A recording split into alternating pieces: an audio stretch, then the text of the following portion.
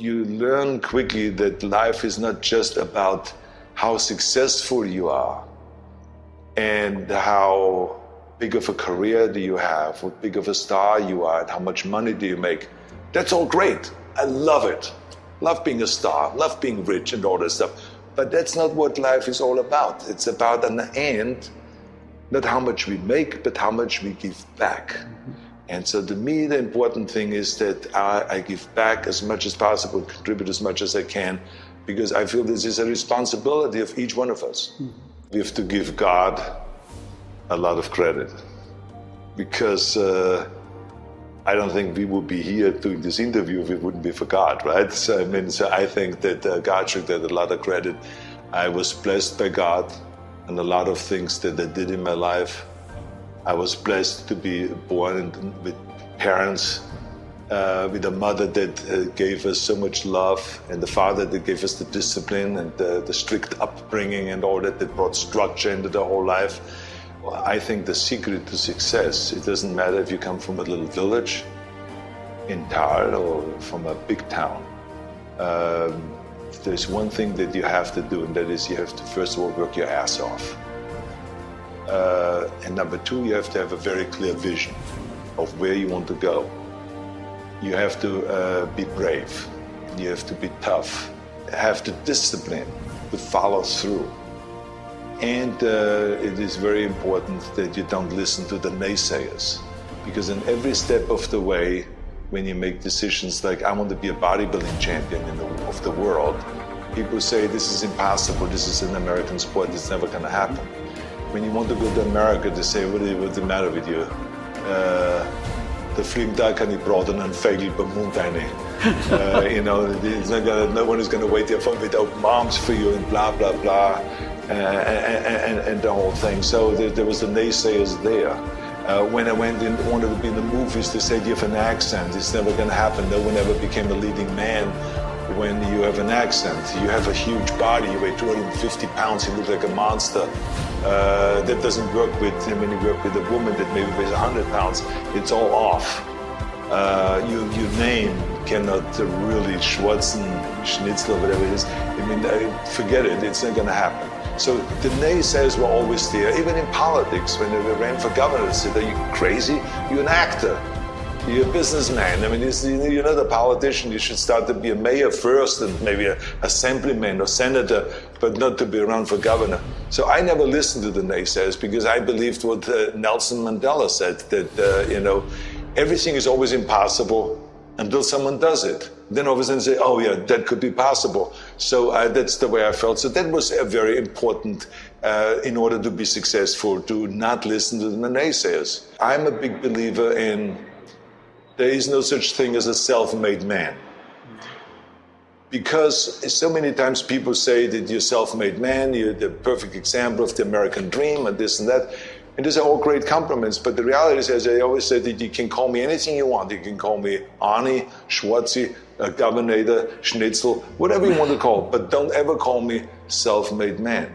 Because I would not be here if I wouldn't have had parents that were dedicated and gave us the love and the affection and the discipline and all of the stuff right from the beginning. I wouldn't be here if I wouldn't have had the help from so many bodybuilders in Graz that helped me. Then all the way to Munich, Albert Busek, then Joe Weider that brought me to America, who is the father of bodybuilding, who was the greatest, who created bodybuilding and all this phenomenon. He brought me to America and he gave me the confidence. He paid for the first apartment in Santa Monica. Without that, I wouldn't have made it. If I wouldn't have had the Dino De Laurentiis, on the beginning, who was one of the greatest producers of all time. He made over 500 movies, who came to me and said, I offer you Conan the Barbarian.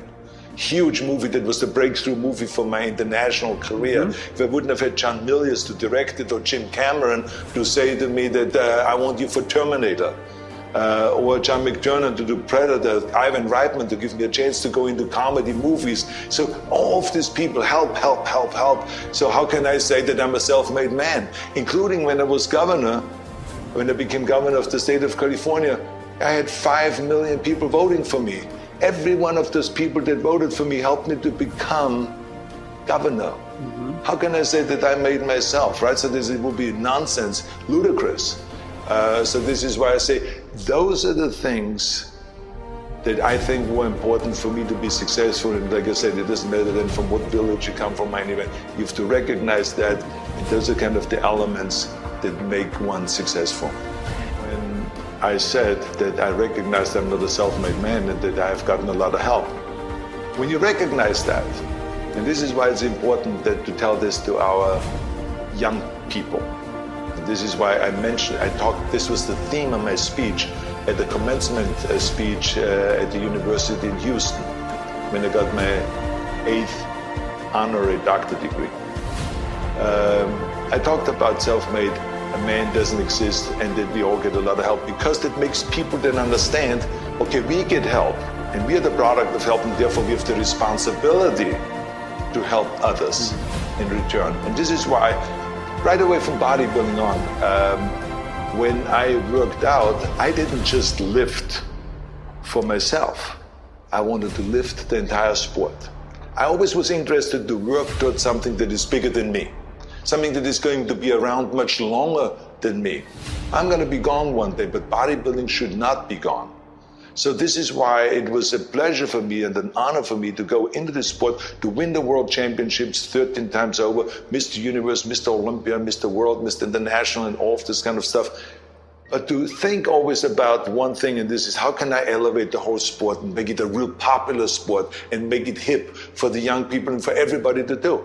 So I traveled around the world as I was competing, and I was talking and talking, speech after speech and seminar after seminar, book after book, documentaries. We did everything we could to communicate to the mass. Because remember that you can have the best idea and the best product, but if the world doesn't know about it, every university, every high school, every sports team, every athlete, everyone is now working out. So this was a huge, huge success. I don't want to be one of those guys that sits on a couch and watches TV and hears about the problems out there and then complain. This is terrible.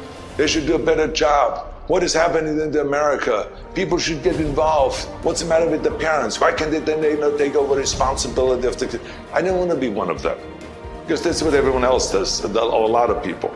I believe that do something about it. Never complain if you don't have a better solution, and go out and do something about it.